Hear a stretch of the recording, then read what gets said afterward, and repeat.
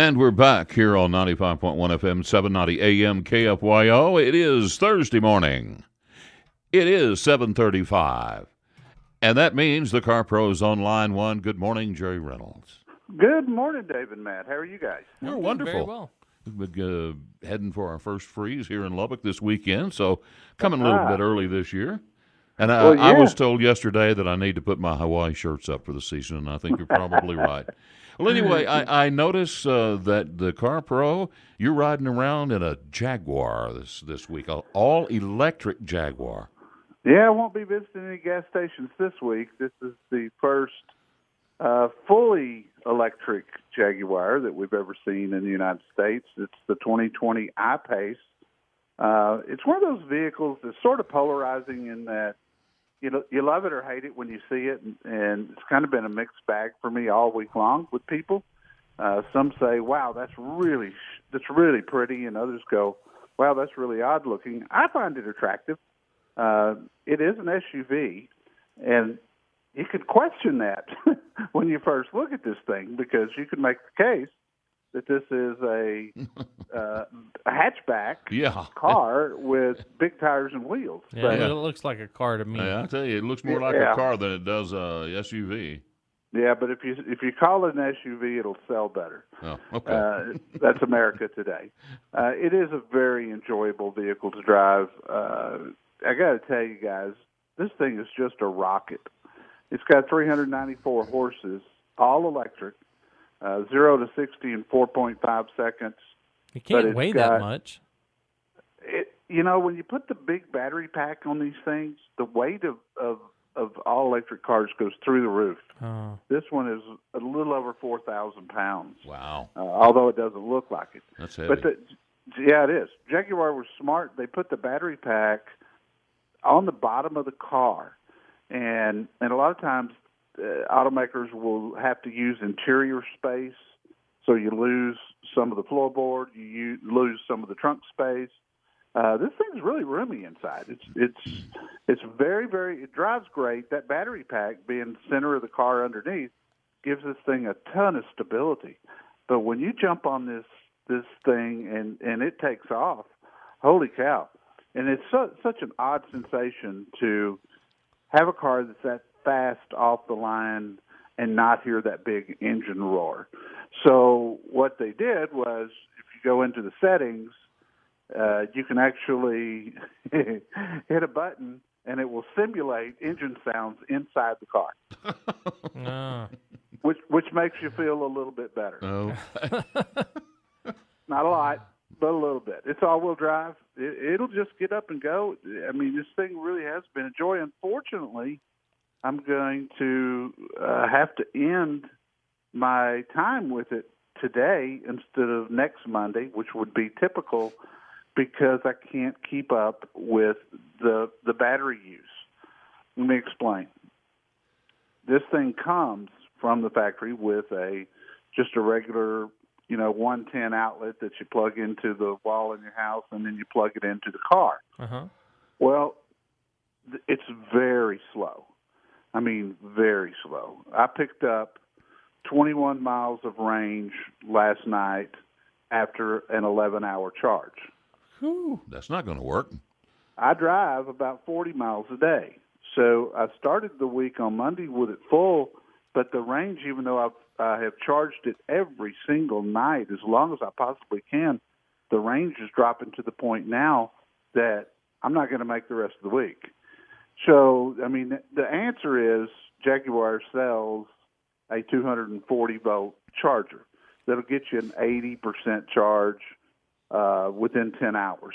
So it's about 180 miles overnight if you had one of those chargers. But with the one that came with the car, I'm just not going to be able to finish the week with it. Wow, and you're saying the car's 240-mile range, so you can't charge it overnight up to its capacity then? No, good grief, no. Like I say, I picked up 21 miles of range, about half what I needed. Well, I mean, even with the 11 hours. The super-duper charger. Yeah, that's right. So that's not going to work. No, it's going to take somebody with that doesn't drive nearly as much as I do. So let me ask you this. I mean, I mean, that's not even viable for driving, let's say, cross country. You couldn't drive to Lubbock from DFW with that and make it even viable. Even if you stopped somewhere to fill it up, you couldn't. It would take all night for you to do that. Yeah, it would. Now, there are some superchargers out there, what they call, that shorten that time even more. But, I sit here and I go, why didn't they just put a small hybrid engine in this thing so you could keep going if you needed to? I mean, it's $86,000, which is a lot of money. Yeah. But, it's just not going to be viable for the majority of people.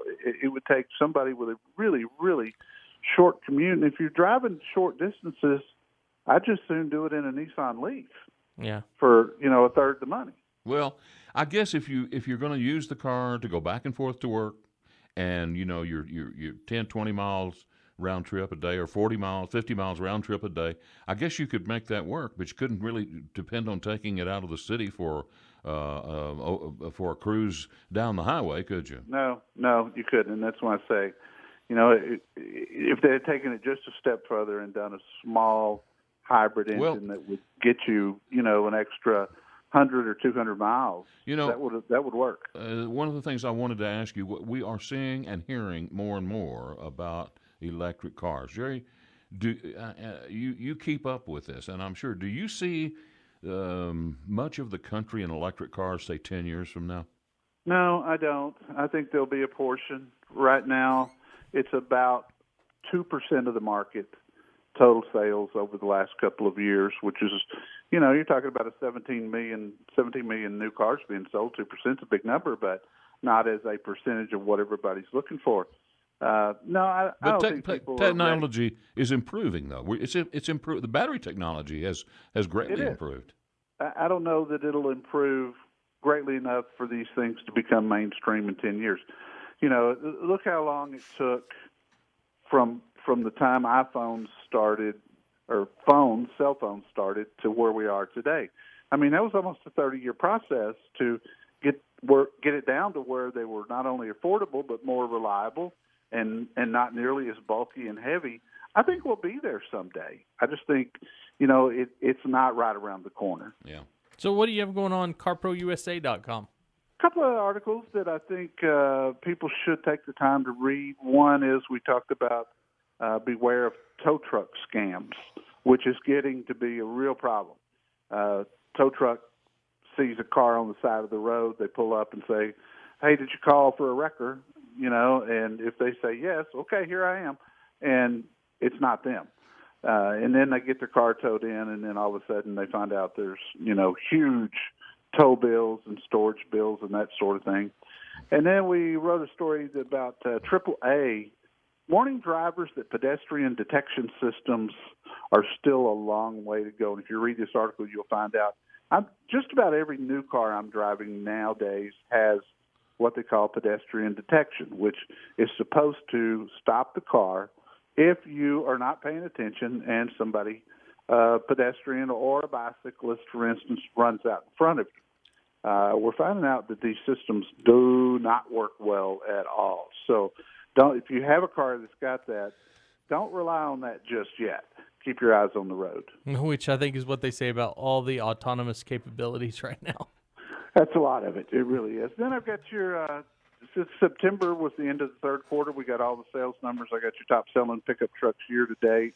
No surprise for this year, the Ram truck is in number 2 position.